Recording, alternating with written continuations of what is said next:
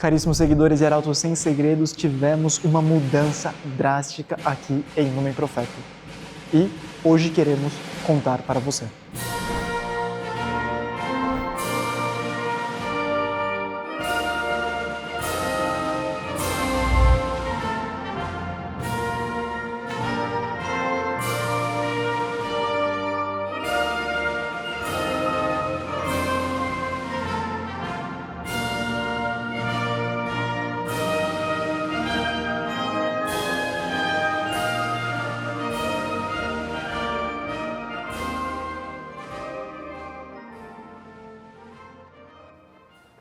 Estamos agora com o Padre Hugo, que é o regente do coro e orquestra aqui dos estudantes do Lumen Profeta. E esse nosso coro já percorreu vários lugares do Brasil, aqui em São Paulo sobretudo, várias cidades, mas também em vários estados do Brasil e também já é um coro internacional, não, Padre Hugo? Eles estiveram no Paraguai, estiveram na Colômbia o ano passado, passaram por 11 cidades na Colômbia, creio eu. 11 cidades. Em 20 dias foram mais de 10 apresentações, se não me engano. Chile. Os senhores foram para o Chile também, de Splinter, foram 3 dias de viagem, uma viagem incrível no Chile. Mas esse nosso coro e a orquestra, sobretudo a orquestra, sofreu uma grande mudança nesse último ano, não, padre? Mas só vai... Posso contar mesmo? Tudo, padre, por favor. Tem que contar todo mundo aqui? Tudo, absolutamente tudo. Aí. Para as 2 câmeras que estão gravando o senhor, padre. Vai. Só que aqui sem segredo mesmo, porque nós estamos mudando mesmo. Alguns instrumentos que acompanham o coro, nós estamos fazendo uma mudança radical. Estamos mudando os instrumentos que nós aprendimos durante vários anos para instrumentos antigos. Seria uma longa história a contar. A partir da Revolução Francesa, houve uma mudança muito grande, não somente em toda a vida humana, entre as várias coisas, foi entre a música também. A música deixou de ser a música que se cantava dentro das casas, dentro dos palácios, dentro das igrejas pequenas, e passou a ser a música comercial, com fim lucrativo, e começaram a fazer grandes salões para justamente cobrar entrada, etc., para conseguir meios para isso. Com isso, numa apresentação com 1000 pessoas, o instrumento que a gente utilizava para um salão pequeno, não tinha volume suficiente. Não tinha volume suficiente, porque todo instrumento nós temos o som em si, a qualidade do som, a beleza do som, de uma flauta, por exemplo, e tinha o volume. Tiveram que fazer com que o mesmo instrumento que antes soasse com muito mais volume. Só que, humanamente falando, isso só se conseguia com a ajuda da máquina. Não tinha jeito. Então começaram a nascer as flautas, e os oboés, clarinetes, trompetes, crescer em volume. Com isso se perdeu um pouco a cor do instrumento, se perdeu um pouco a qualidade do instrumento, mas não tinha jeito, precisava volume. Aí começaram a colocar dentro da flauta várias chaves, antes com aquilo que a gente conseguia com um dedo tapar, agora não consigo mais porque são buracos maiores, começaram a colocar uma série de chaves. Com isso, os instrumentos adquiriram uma potência de volume muito grande. Então, uma flauta que antes era para tocar com um coro de 30 pessoas, numa sala com 300 pessoas, passou a ser para um teatro de 1.500 pessoas. Os coros passaram a ser de 500 pessoas e a mesma flauta conseguia encher o teatro. Isso chegou até o dia de hoje. Instrumentos antigos ficaram de lado e desapareceram. Só que, claro, se utiliza hoje em dia a mesma flauta com um coro de 30 pessoas, ou oboé, um clarinete, um trompete, uma trompa, etc., passa por cima do instrumento. São capazes de cobrir todas as vozes. Completamente. E o instrumentista tenta fazer um piano, por mais esforço que haga, não consegue. E Monsenhor sempre se queixou disso. Monsenhor, sem saber de toda esta história que estou contando agora, porque só ficamos sabendo depois, ele sempre se queixava que os instrumentos estavam muito fortes e mandava baixar os instrumentos, mandava baixar o volume dos instrumentos. E enquanto o coro está cantando, eu estou meditando nas palavras, porque me ajudam a fazer um ato de fé naquilo que eu tenho diante de mim. E a melodia mais a letra dão uma substância única àquilo que está acontecendo. E por isso, o ideal é que a palavra que está no canto seja facilmente compreensível por quem está ouvindo e quem está participando da cerimônia. A pronúncia tem que ser perfeita, porque senão ninguém entende o que está sendo cantado. E também a melodia não pode ser tal que ela engula, degluta a letra, Porque mais importante dentro do canto é a letra do que a música. Um aperto que o Monsenhor João deu certa vez quando nós estávamos ensaiando, aprendendo o Der Tinge Te Deum de Handel, o Te Deum que Handel compôs pela vitória da Batalha de Dettingen dos ingleses. Uma obra, por ser comemorar uma batalha, começa de modo muito heróico, aguerrido, com os trompetes, todos os instrumentos, aliás, a orquestra inteira, com registros graves, tocando forte.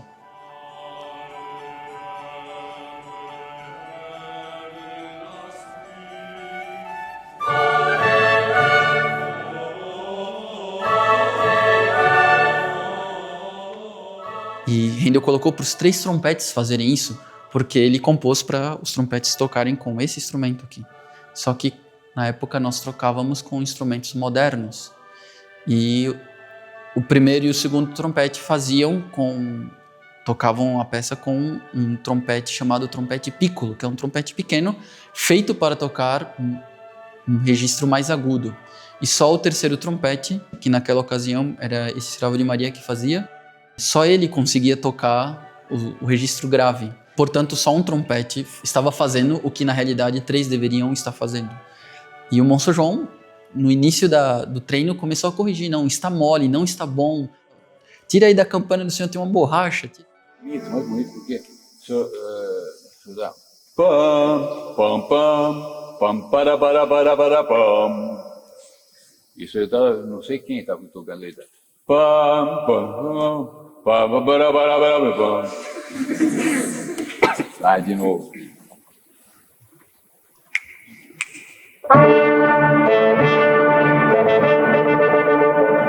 Não está escrito que é estacato aí, mas você tem que tocar estacato. Você não pode pôr.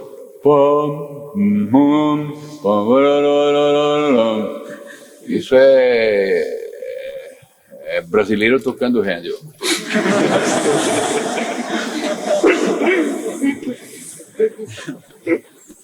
You know. Por quê? Porque não estava de acordo com aquilo que o Monsenhor João tinha em mente, com o que ele via que o compositor tinha escrito e como deveria ser, como ele também ouvia das orquestras barrocas que tocavam e que não estava bem. Mas se via que ele sempre tinha essa intenção de que nós conseguíssemos tocar do mesmo modo ou seguindo o padrão, o modelo que ele tinha em mente, que era como o compositor barroco escreveu. Vê-se que Monsenhor João tinha essa preocupação, mas que naquela época nós não tocávamos ainda com esses instrumentos, então não ficava bom, ou seja, não ficava perfeito, não ficava como tem que ser. E aí daí, um dos motivos pelos quais nós optamos por trocar com esses instrumentos barrocos. Há um tempo atrás, nos encontramos, descobrimos, por uma série de circunstâncias, conhecemos instrumentos antigos, instrumentos barrocos, instrumentos clássicos, e aí nos dimos conta que o que a gente estava precisando. Que se encaixava muito mais com o coro que nós temos do que qualquer instrumento moderno, não? Muito mais. Sem contar toda a riqueza de sons com qual ganhou, mas claro, tem que começar de zero. Bem, Padre Hugo, então acho que essa mudança que foi realizada no coro e na orquestra é um antigo desejo de Monsenhor João que está sendo realizado agora, não? Tal qual. Ele, sem explicitar, ele via que tinha que mudar, mas naquela época não tínhamos elementos, não tínhamos conhecimentos, os mesmos instrumentos eram pouco conhecidos. Então, agora você está cumprindo um desejo que ele tinha. Agora, Padre, quais são esses instrumentos? Então, os instrumentos que nós utilizamos normalmente na orquestra, nossa orquestra é uma orquestra de sopros. Então, primeiramente a flauta, depois temos o oboé, temos o clarinete, o fagote, o trompete e futuramente também será a trompa. Os instrumentos modernos, eles vão deixar completamente de lado? Vão jogar no lixo? Não, padre, não. Ah, bom. Esses instrumentos são aqueles que acompanham o coro. Nós ainda continuamos tendo fanfarra, já seja para as procissões, para nossos alardos. Os instrumentos modernos se continuam, mas a música litúrgica e a música que acompanha o coro, aí sim mudariam os instrumentos. A mesma pessoa toca a flauta moderna, que nós chamamos moderna, se bem que a flauta é do século XIX, século XX, começo do século XX, e os instrumentos antigos, já sejam barrocos ou sejam clássicos. E Padre, e os instrumentistas? Eles preferem o instrumento barroco ou moderno? Muito difícil. O começo é difícil, a mudança, porque só está com um instrumento que é uma máquina, é mais ou menos como calcular com uma calculadora. A máquina faz tudo para o senhor. Só que a pessoa que começa a ter que calcular com a cabeça, no começo custa, mas depois se dá conta que a cabeça começa a se desenvolver. E o instrumento antigo, seja barroco, seja clássico, etc., ajuda a desenvolver o ouvido, ajuda a desenvolver outras qualidades musicais dentro da pessoa, pero que a pessoa mesmo se dá conta que ela está progredindo musicalmente. Então, depois de um certo tempo de sofrimento, hoje em dia, perguntando a todos, sem dúvida alguma, todos ficam muito mais contentes. Vários motivos. Primeiro, motivos mais técnicos, se pudéssemos dizer assim. Com o instrumento barroco, os instrumentos barrocos, sobretudo o trompete, isso se nota muito, soa-se muito, ouve-se muito os harmônicos todos. Então, o som, as notas, elas são mais ricas com instrumentos modernos, sobretudo com instrumentos que nós tocávamos, essas músicas barrocas, que é o piccolo. Como ele é muito pequeno, ele soa muito estridente, só com uma nota. Só aquela nota um tanto seca. Depois, ele não funde, o piccolo não funde com as vozes, enquanto que o instrumento barroco é feito para fundir com as vozes. E um instrumento, a principal, digamos assim, uma das principais efeitos que o instrumento deve fazer é imitar uma voz. Nós temos que como que cantar, ele deve acompanhar as vozes. E o instrumento barroco, isso se faz de modo muito natural, muito orgânico. Tem as suas debilidades, as suas imperfeições. Bom, a afinação, no geral, é mais instável, precisa prestar muita atenção, tem uma gama menor de notas, mas é muito mais bonito, é muito mais orgânico, muito mais belo, muito mais rico, muito mais natural.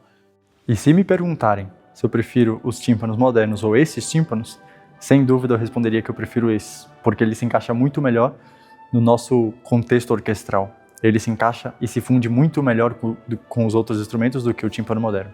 Tem duas funções características do tímpano barroco, que é, primeiro, a de acompanhar o trompete. Na música barroca, trompete e tímpano são considerados quase que o mesmo naipe. Eles estão sempre muito unidos, entram sempre na mesma parte da música, que é a parte mais grandiosa da música. Para isso, o tímpano ele vai entrar com um papel muito importante que é dar os acentos da frase musical que devem ter. Então, por exemplo, quando o coro vai cantar Aleluia e o tímpano vai tocar Aleluia, para nós é muito fácil e muito simples e um pouco mais forte no que seria a sílaba Lu do Aleluia, nós conseguiremos fazer com que o coro seja inteiramente entendido. Porque eles cantam Aleluia e o timpanista vai responder Aleluia. Nossa, prefiro muitíssimo mais o barroco do que o moderno, porque ele tem um som muito mais suave, muito mais agradável, muito mais doce do que o moderno. Claro que o moderno também é muito bonito, mas o som dele, querendo ou não, acaba sendo mais estridente, naturalmente falando, muito mais estridente, muito mais potente do que o barroco. E para tocar junto com o coro, que é, digamos, a nossa finalidade principal, era impossível, falo por experiência própria, os outros que tocavam também, todos sofríamos muito, porque o regente sempre dizia mais baixo.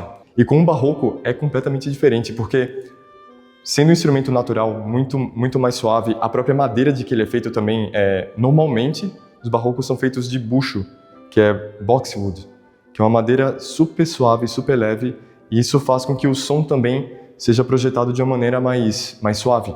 Acaba sendo um ornamento naquilo que é o principal, sem roubar a atenção principal das vozes. E também, digamos, até um aspecto prático também, nós vemos aqui que o oboé só tem 2 chaves.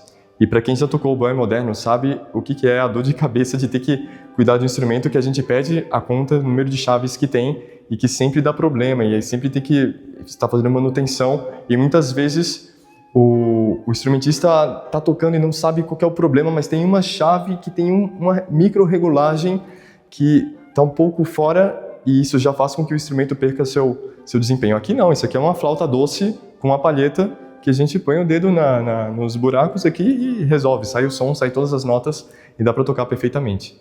Fica muito mais contentes, sem contar com o coro, que não precisa gritar tanto para cantar. Eles conseguem fazer matizes que antes não conseguiam fazer com seus instrumentos. De fato, fica bem mais fácil para os do coro cantar. Não só porque diminui meu tom com essa nova afinação com os instrumentos barrocos, mas também porque funde mais os instrumentos com as vozes e também na linha da técnica digamos, meu tom acima é uma nota de passagem um pouquinho complicado porque muda algo internamente em nós, assim como explicou nossos professores de vocalização. E, além do mais, também esse fato de fundir as vozes com instrumentos dá para ressaltar muito mais o texto, que é o mais importante, do que simplesmente a melodia. Teria que ter um fim muito alto para fazer uma mudança tão grande. Claro. Não é somente o coro. A finalidade do coro que embeleza a liturgia. O fim último, o santo sacrifício do altar, a liturgia que está sendo celebrada. Melhorando o coro, melhorando a inteligibilidade das palavras. O fim último que se melhora é a própria liturgia.